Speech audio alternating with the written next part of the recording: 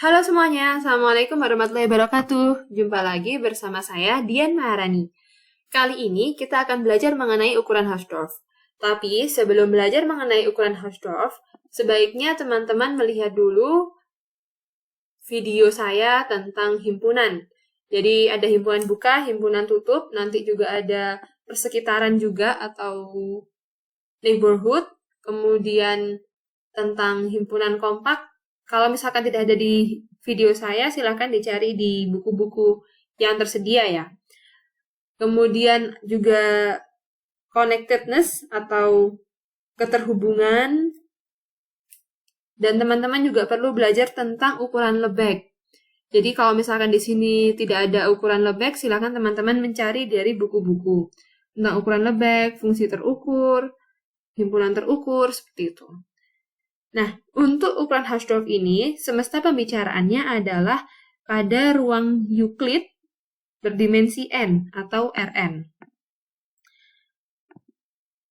Oke, kita mulai untuk mempelajari tentang ukuran Hausdorff. Pertama-tama kita akan belajar mengenai selimut delta. Jadi, semisalkan saya memiliki himpunan U, di mana U ini adalah himpunan yang tak kosong dan U adalah subset dari Rn. Diameter U didefinisikan sebagai seperti ini ya. Ini bukan nilai mutlak, ini cuman, jadi yang tanda tinggi-tinggi ini cuman simbol saja, simbol menyimbolkan bahwa itu adalah diameter U. Kalau di buku-buku lain ada yang menggunakan bentuknya seperti ini. Tapi ini deltanya tidak mungkin kita gunakan lagi karena di sini kita pakai delta juga ya. Ada yang memakai DU, ada yang memakai diam U, ini maksudnya diameter U dan seterusnya. Tapi untuk kali ini saya mengikuti buku miliknya berjudul Fraktal Geometri miliknya KJ Falconer, maka simbol yang saya gunakan adalah seperti nilai mutlak ya. Ini maknanya adalah diameter U. Didefinisikan sebagai supremum dari jarak antara X dengan Y, di mana X dan Y-nya ini adalah anggota U. Jadi kalau misalkan kita lihat dalam R1 ini kan bidang garis ya. Garis seperti ini. Atau ini saya simbolkan dengan R saja biasanya yang kita kenal ya. R saja, garis bilangan real. Yang namanya U, subset dari R, artinya adalah himpunan-himpunan bilangan real. Bisa berupa titik-titik, bisa juga berupa interval buka, atau nanti ada interval tutup dan interval, terserah, pokoknya interval. Yang disebut sebagai supremum, diameter U, itu adalah jarak terjauh antara titik-titik dari titik-titik yang ada pada U. Jadi semisalkan himpunan U itu adalah himpunan ini ya, titik-titik ini ya, 1, 2, 3, 4, 5, dan juga interval ini, maka yang disebut sebagai yang adalah anggota U ya, misalkan ya, maka nanti yang disebut sebagai jarak diameter U adalah jarak titik terjauhnya, yaitu ini X, dan yang di sini adalah Y. Nah, maka inilah yang disebut sebagai diameter U itu. Sekarang kalau misalkan di di R2, yang selama ini kita tahu, ini di R2 ya, kalau U-nya berupa lingkaran, jelas yang namanya diameter adalah jarak terjauhnya. Tapi bagaimana kalau gambarnya berupa dua lingkaran? Jadi U itu adalah gabungan antara titik-titik dalam lingkaran ini dan juga pinggirnya dan juga ini juga. Dua lingkaran ini dan juga titik-titik dalam lingkaran ini. Termasuk pinggir-pinggirnya. Maka yang disebut sebagai diameter U adalah jarak dari titik terjauh, misalkan ini X-nya, dan ini adalah Y-nya. Jadi jarak terjauhnya yaitu ini. Ini adalah diameter U. Jika U-nya adalah misalkan ini lingkaran 1 dan ini lingkaran 2.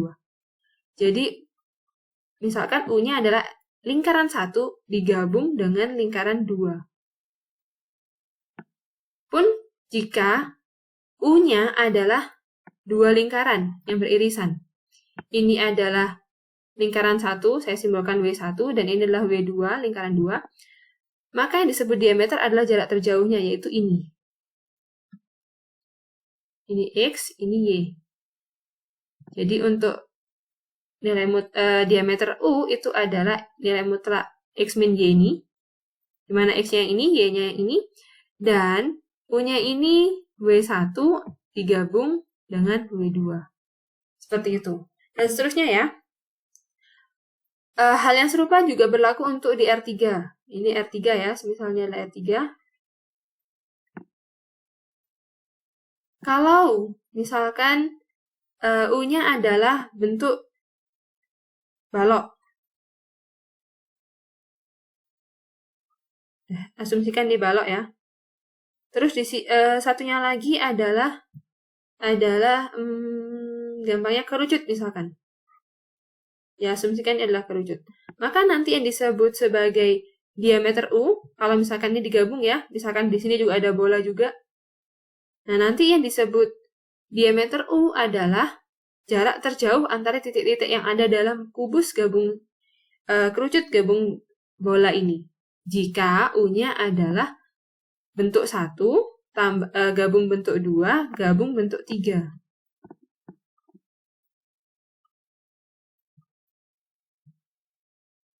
Seperti itu. Maka kira-kira, nanti ya ini baru saya kan bilangnya kira-kira ya, yang disebut dengan diameter U adalah jarak dari titik yang terjauh ini ke sini. Misalkan seperti ini. Ini adalah diameter U. Kalau U-nya adalah 3 bentuk ini digabung. Dan seterusnya. Selanjutnya, jika F adalah, jika F himpunan bagian dari gabungan UI, di mana UI ini diameternya di antara 0 hingga delta, untuk setiap I-nya, maka himpunan UI disebut sebagai selimut delta dari F. Jadi deltanya ini mengikut dari sini ya. F-nya itu dari sini. Ilustrasinya adalah sebagai berikut. Jadi kita menyebutnya selimut ya. Selimut itu ya seperti kalian kalau tidur, seperti kita kalau tidur. Jadi kalau misalkan kita tidur, kita pakai ilustrasi selimut beneran ya. Ini kita misalkan, maaf gambar saya jelek. Ya udahlah ya, ini sticky man. Ini ada orang. Nah, seperti ini. Yang disebut sebagai selimut adalah kain yang bisa menutupi tubuh kita. Semuanya. Seharusnya seperti itu ya. Jadi yang bisa menutupi kita semuanya. Anggaplah ini selimut. Nah, ini selimut. Misalkan seperti itu. Syaratnya bisa menutupi tubuh kita semua. Kalau tidak bisa menutupi keseluruhan tubuh kita, misalkan saja cuman bisa menutupi sekian. Seperti sarung lah contohnya ya. Sarung kan nggak selalu bisa menutupi keseluruhan tubuh kita. Maka sarung itu bukan disebut sebagai selimut. Ini juga bukan selimut, karena ya Anda mau selimutan tapi matanya masih kelihatan. Anda mau selimutan tapi tangannya masih kelihatan. Anda mau selimutan tapi lehernya kelihatan. Digigit nyamuk dong nanti. Gitu. Maka itu bukan disebut sebagai selimut. Nah, kalau misalkan dalam himpunan, maka semisal saya pakai di R saja ya, di R1 dulu. Di R1 ini misalkan R1, F itu semisal saya bikin interval saja. Saya buat interval biar lebih mudah. Ini adalah F, yaitu interval dari misalkan 0 sampai 1, mudahnya seperti itu. Yang disebut sebagai selimut delta itu adalah himpunan-himpunan. Ingat bahwa di sini ada beberapa UI. I-nya dari 1 sampai tak hingga. Himpunan-himpunan di mana diameternya itu kurang dari delta. Dan tentu yang namanya diameter pasti lebih dari sama dengan 0 ya. Tapi himpunan-himpunan tersebut kalau digabung semuanya, dia akan menutupi F. Jadi bisa saja saya membuat himpunannya adalah ini. Misalkan dari min 1. Asumsikan ini adalah, nggak usah min 1 deh, ini min setengah misalkan. Min setengah. Misalkan saya membuat himpunannya dari min setengah sampai, ini min setengah ya, yang agak panjang, sampai sini. digabung dengan ini sampai sini, digabung dengan ini sampai sini, digabung dengan ini sampai sini misalkan. Nanti itu menjadi selimut delta. Contoh lainnya adalah tadi kan himpunannya, intervalnya F-nya misalkan ya, saya buat 0,1. Jadi selimut yang pertama, misalkan saya bikinnya selimutnya selimut W ya, WI, ini bisa jadi saya membuat adalah himpunan, gabungan koleksi himpunan misalkan min setengah sampai sepertiga. Terus ada juga himpunan 1/10, setengah. Kemudian ada juga himpunan 1/3, 1/7. Kok 1/7, maaf. Bukan 1/3, 1/7, tapi ini misalkan saya membuat himpunannya dari 1/3, bukan 1/3, dari 1/7 hingga 2/3. Terus digabung, ada juga himpunannya misalkan 3/4 hingga 2. Nah, himpunan-himpunan ini kalau saya gabung, dia akan menutupi F. Maka WI ini W1, ini W2, ini W3, ini W4. Nanti keempat himpunan ini akan membentuk selimut dari F. Seperti itu. Nah, kalau misalkan WI-nya saya buat banyak, ya dia bisa disebut sebagai, asalkan menutupi F ya, maka dia bisa disebut sebagai selimut F. Cuman, kita belum bisa menyebut dia selimut delta, atau bisa sih menyebutnya selimut delta, tapi kita tidak tahu berapa deltanya.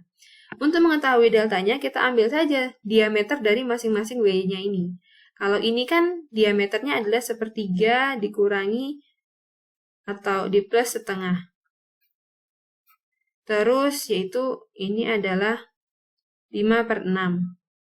Terus yang ini adalah nilai mutlak setengah dikurangi 1/10.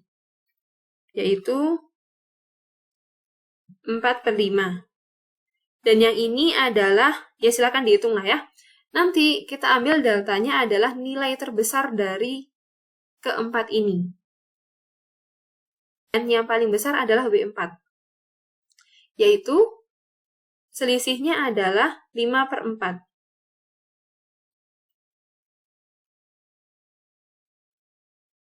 Sehingga nanti WI ini adalah selimut, kita ambil yang paling besar ya, selimut 5/4 dari F. Yaitu F-nya ini tadi ya, 0,1. Seperti itulah contoh dari selimut delta.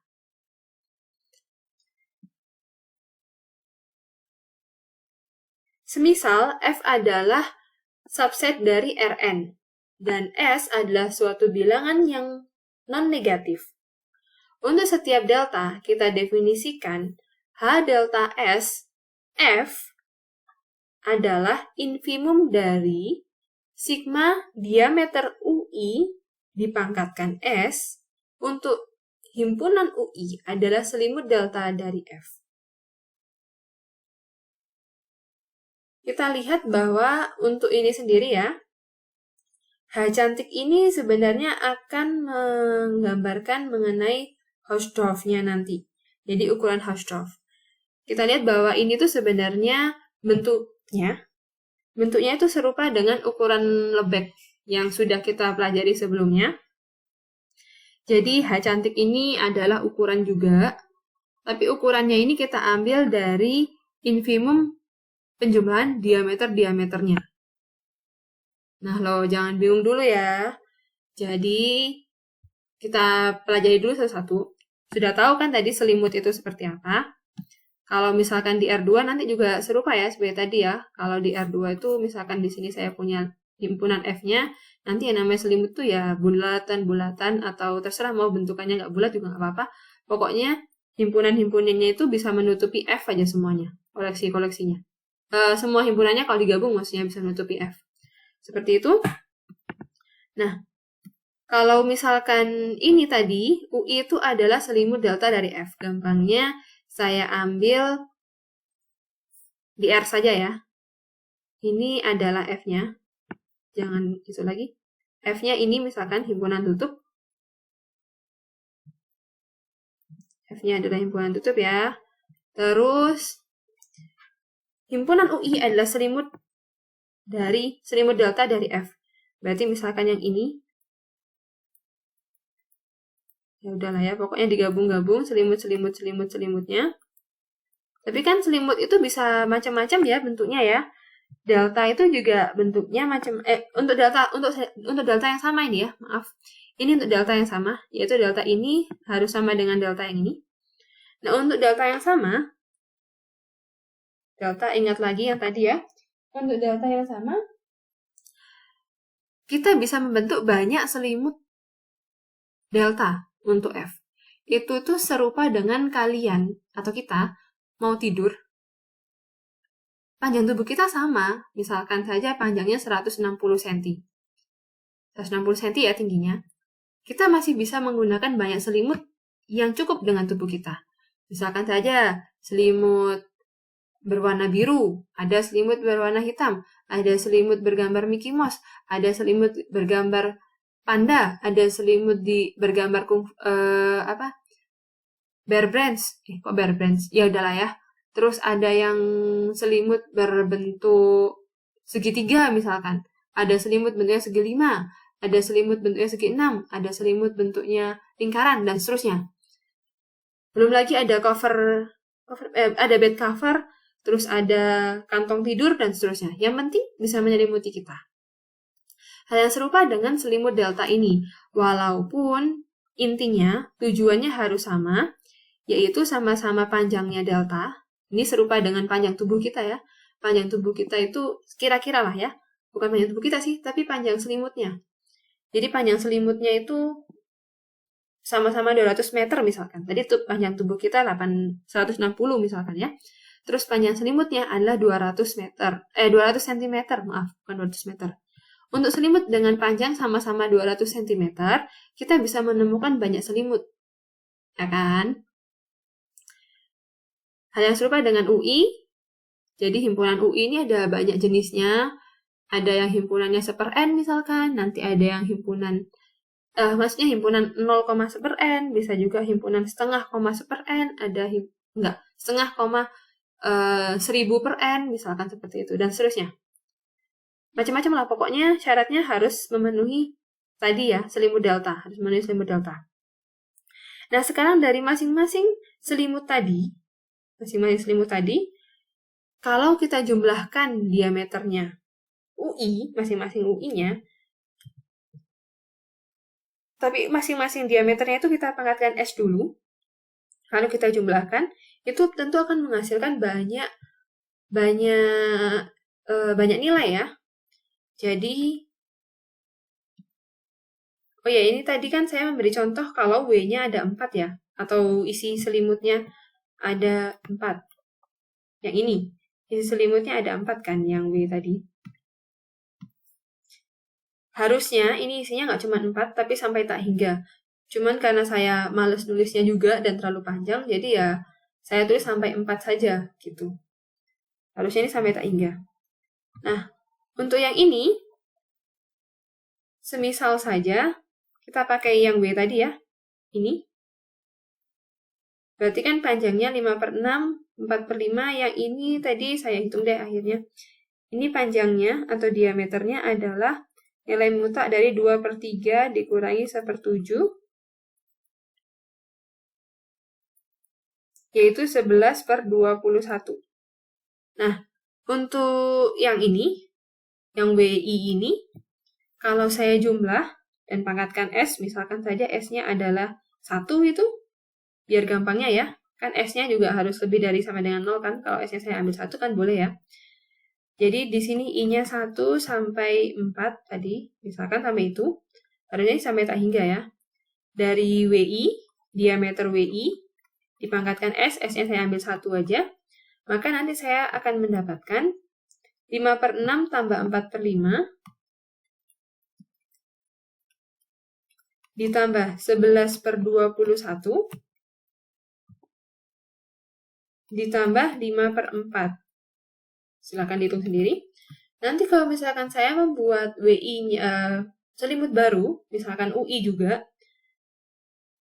bisa saja saya mendapatkan, ini tambah dan seterusnya ya, tambah dan seterusnya, nanti hitung sendiri juga.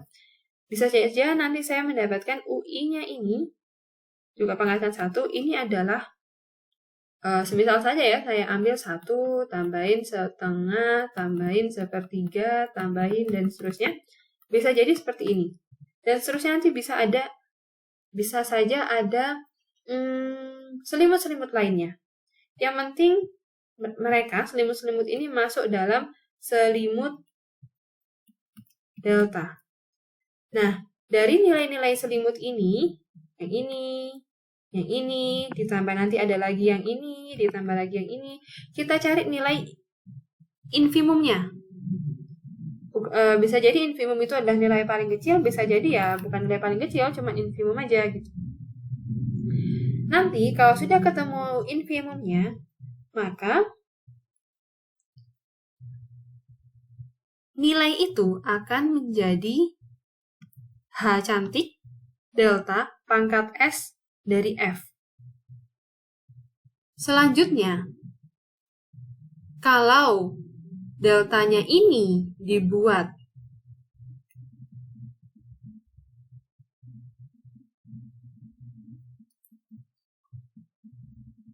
konvergen ke 0,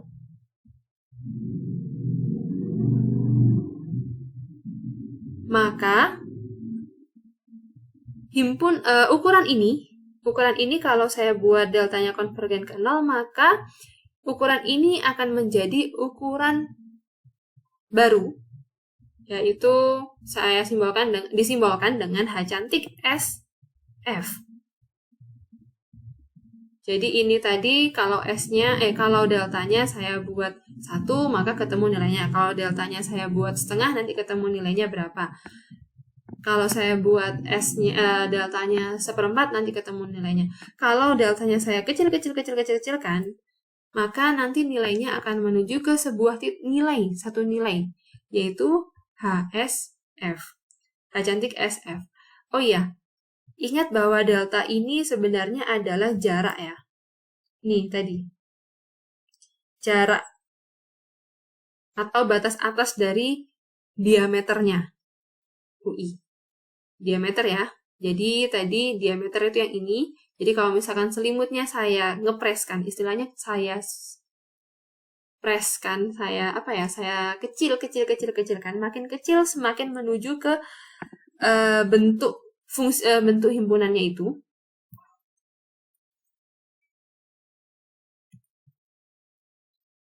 Jadi yang tadi saya gambar, misalkan ini adalah F-nya. Dari yang selimutnya bisa sampai selebar ini, masing-masingnya. Terus saya kecilkan jadi cuman setengahnya ini, setengahnya saja, dan seterusnya, panjang maksimumnya. Lalu saya kecilkan lagi, nanti terus full press body, nanti jadinya selimutnya akan mendekati mepet sama ini. Istilahnya ya benar tadi kayak baju itu atau kayak selimut deh, kayak selimut tadi, selimut beneran ya, selimut kita waktu tidur. Itu kalau misalkan semakin dikecilkan, syaratnya tetap jadi selimut ya. Maka lama-lama selimut itu akan menjadi full press body sama kita. Ya, asumsikan awalnya kayak bed cover, kemudian kayak selimut biasa. Terus lama-lama semakin disempit-sempitkan, lama-lama bisa jadi kayak kantong tidur dong, kayak gitu. Lebih kecil lagi ya silakan dibayangkan sendiri seperti apa. Oh, lebih kecil lagi bisa-bisa kayak kain kafan nanti ya. Maaf membayangkannya seperti itu, tapi ya bayangannya ya kira-kira seperti itu. Nah, kalau sudah seperti itu, maka nanti ini tadi bentuk ini, ukuran dari F yang ini akan membentuk ukuran baru, yaitu ukuran seperti ini. Dan ukuran seperti ini tadi disebut sebagai ukuran Hausdorff untuk dimensinya S. Ini adalah ukuran Hausdorff dimensi S. Jadi kita sudah menemukan ukuran baru ya. Dari yang sebelumnya ukuran Lebesgue, sekarang jadi ukuran Hausdorff. Kita punya bentuk ukuran yang baru. Nah, ukuran Hausdorff ini memiliki beberapa sifat. Yang pasti sifat-sifat ini memenuhi sifat-sifat ukuran. Seperti yang telah kita pelajari sebelumnya. Kalau belum belajar ya silahkan dipelajari sendiri dulu. Yang disebut ukuran itu harus memenuhi beberapa persyaratan kan. Tentunya ya nilai ukuran itu pasti lebih besar atau minimal sama dengan 0. Nah, dalam ukuran Hausdorff ini, himpunan kosong, ini ukuran Hausdorff-nya adalah 0. Kemudian sifat yang kedua adalah kalau misalkan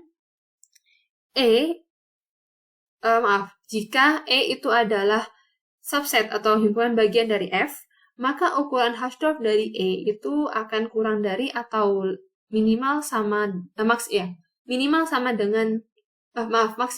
dengan ukuran Hausdorff dari F. Ukuran Hausdorff dimensi S ya dari F. Selanjutnya, misal himpunan Fi adalah sembarang koleksi terhitung ya dari himpunan-himpunan, maka ukuran Hausdorff dimensi S dari gabungan Fi tersebut akan kurang dari sama dengan sigma ukuran Hausdorff dari Fi. Nah, kalau yang ketiga ini, yang kedua dulu ya. Yang kedua itu ilustrasinya seperti ini. Saya kembali lagi ke R saja biar gampang. Asumsikan ini adalah E dan asumsikan yang interval tutup ini adalah F. Maka seperti yang saya ilustrasikan sebelumnya ya, bahwa ukuran ini mirip dengan selimut. Kita bisa bilang istilahnya selimut dari E. Ya, panjang selimut lah ya. Panjang selimut dari E ini tentu akan lebih pendek daripada panjang selimut dari F. Istilahnya seperti itulah. Jadi kalau misalkan jadi dibayanginnya ya seperti ibu hamil misalkan, di sini ada ibunya, ada anaknya, atau ibu menggendong anak gitu, bayinya aja, bukan menggendong ya, di atasnya ada anaknya. Kan tentu anaknya lebih pendek daripada ibunya ya, dan tentu anaknya di atasnya ibunya. Kalau selimutnya itu bisa tentunya selimut dari bayinya ini akan lebih pendek daripada selimut dari ibunya ini. Seperti itu ilustrasinya. Selanjutnya, untuk yang ketiga, jika Fi adalah sembarang koleksi terhitung. Ingat bahwa ada yang namanya berhingga, ada yang namanya terhitung, ada yang namanya tak hingga, ada yang namanya tak terhitung. Terhitung ini bahasa Inggrisnya countable ya.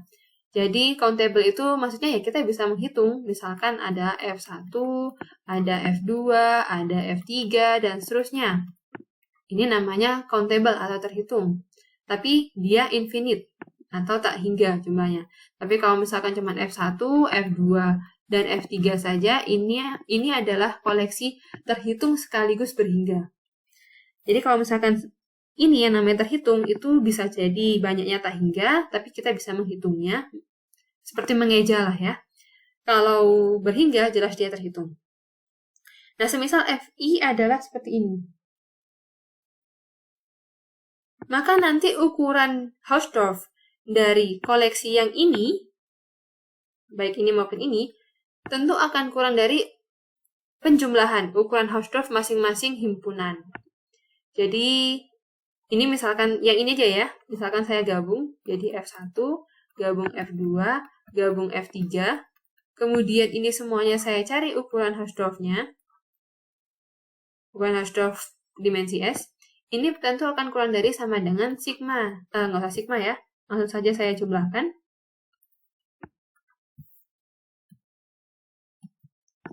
Ukuran Hausdorff dari F1 tambah ukuran Hausdorff dari F2 ditambah ukuran Hausdorff dari F3. Kalau ilustrasinya ya seperti yang tadi ya, misalkan ini adalah F1, ini adalah F2, ini adalah F3. Kita lihat bahwa F1 dan F2 ini beririsan ya di sini. Maka nanti jelas ukuran dari F1, ukuran hasil dari F1, yaitu yang ini tadi, panjangnya yang ini. Jadi ukurannya dari F1 ditambah dengan ukuran dari F2, yaitu panjangnya yang ini, ditambah ukuran atau maksudnya ukuran Hausdorff ya dari F3, yaitu ini, tentu akan lebih panjang atau sama dengan, dalam hal ini lebih panjang ya, daripada ini ditambah ini saja, yaitu ukuran Hausdorff dari F1 gabung F2 gabung F3.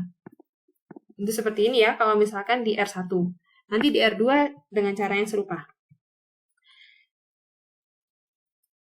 Selanjutnya, ada pernyataan seperti ini. Jika F adalah himpunan bagian dari Rn yang merupakan himpunan Borel, maka ukuran Hausdorff dimensi n dari F itu sama dengan Cn pangkat min 1 volume n dari F. Di sini Cn pangkat min 1 ini adalah Cn-nya saja ya.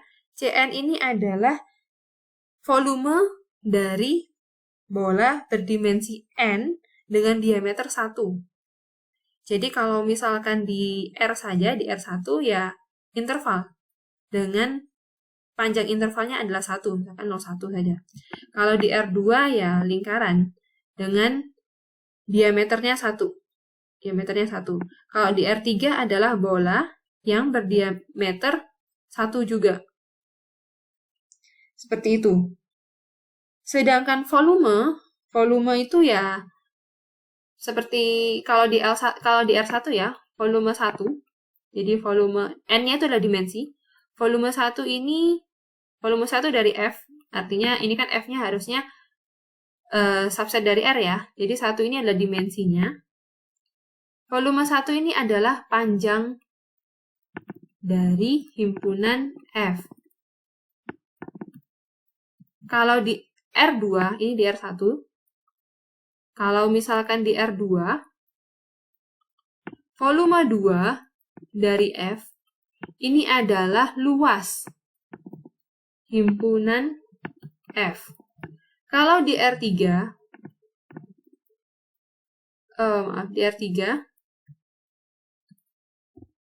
volume 3 dari F ini adalah volume biasa, volume yang kita tahu ya, volume himpunan F.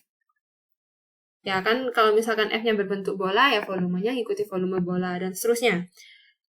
Kemudian tadi Cn ini adalah, untuk R4 berlaku serupa ya. Volume juga kita menyebutnya. Untuk Cn ini adalah volume dari bola berdimensi n dengan diameter 1. Jadi kalau misalkan Cn-nya secara umum lah ya. Secara umum nanti Cn-nya ini adalah, rumusnya adalah Pi. Kalau di R1 kan kita taunya volume, bukan R1, di R2 maaf. Di R2 kan volume atau luas lingkaran berdimensi 1 adalah pi R kuadrat ya, di mana R-nya itu adalah 1, maka nanti kita nemunya cuma pi saja.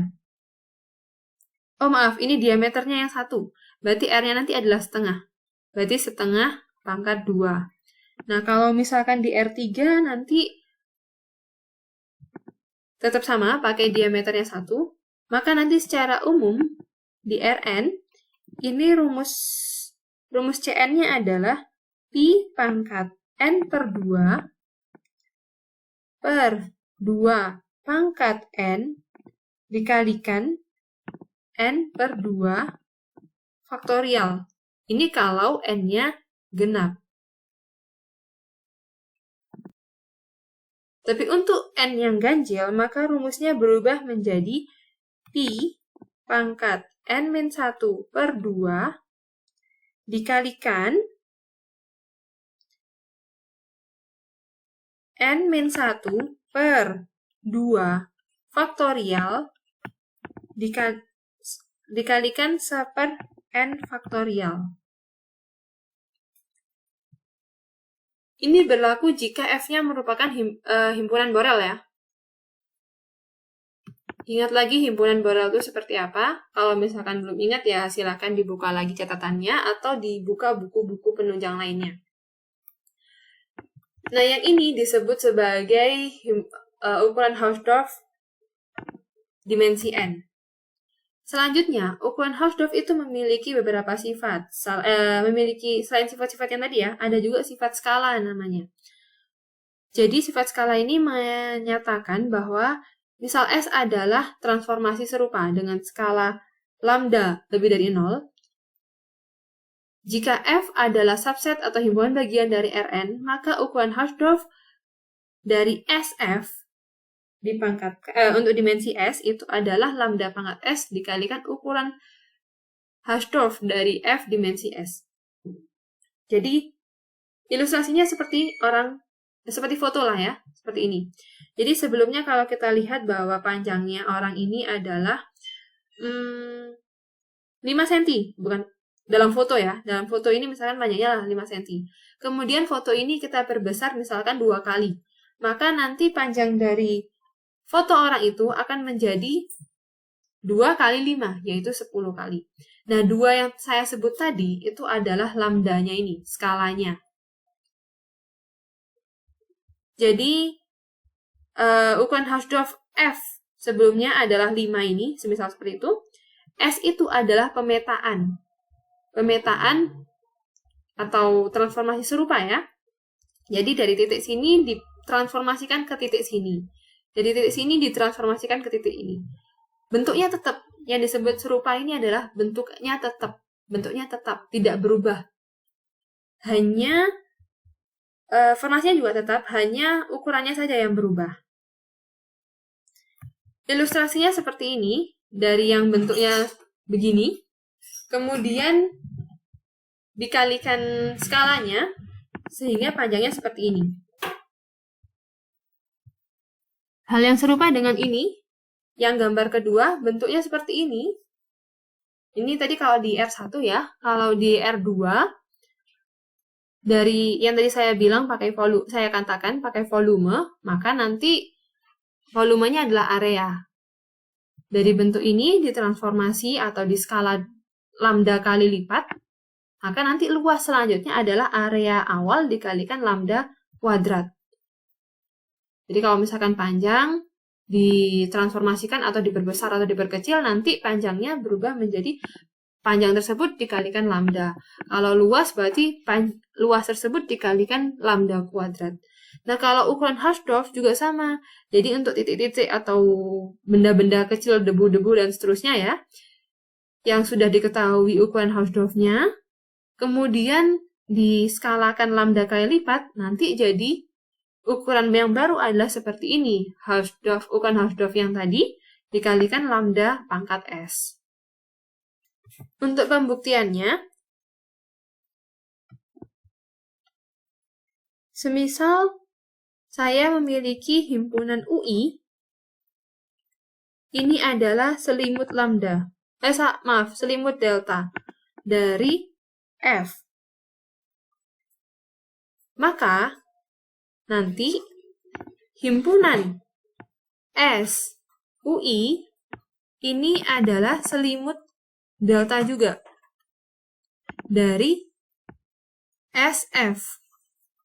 Dengan demikian, sigma dari diameter S UI dipangkatkan S kecil, ini akan sama dengan lambda pangkat S dari sigma diameter UI pangkatkan S. Akibatnya, ukuran Hausdorff lambda delta dari S F ini akan kurang dari sama dengan lambda pangkat S dari ukuran Hausdorff delta S dari F. Sekarang, ambillah deltanya dibuat menuju 0 lah ya. Maka nanti ukuran Hausdorff dari SF ini akan kurang dari sama dengan lambda pangkat S dari ukuran Hausdorff pangkat S dari F. Jadi ininya dibuat konvergen ke 0, maka nanti di sini juga akan konvergen ke 0. Karena deltanya ya sama-sama dibuat konvergen ke 0. Selanjutnya ada proposisi yang terakhir. Jadi misalkan F-nya adalah subset dari Rn, dan F kecil ini adalah fungsi atau pemetaan. Nggak harus fungsi ya, tapi pemetaan saja dari F ke Rm. Lihat bahwa di sini dimensinya bisa jadi berbeda. Dimensi dari ini dengan ini ya, dimensinya bisa berbeda. Tapi F itu memenuhi sifat ini, memenuhi ini, bentuk ini, ketaksamaan ini. Untuk X dan Y-nya adalah anggota dari F besar, dari himpunan F. Serta C ini adalah konstanta, alfa ini juga konstanta. Maka untuk setiap S akan berlaku demikian. Pernah lihat nggak sih bentuk ini? Bentuk yang pertama ini disebut sebagai kondisi Holder pangkat alfa.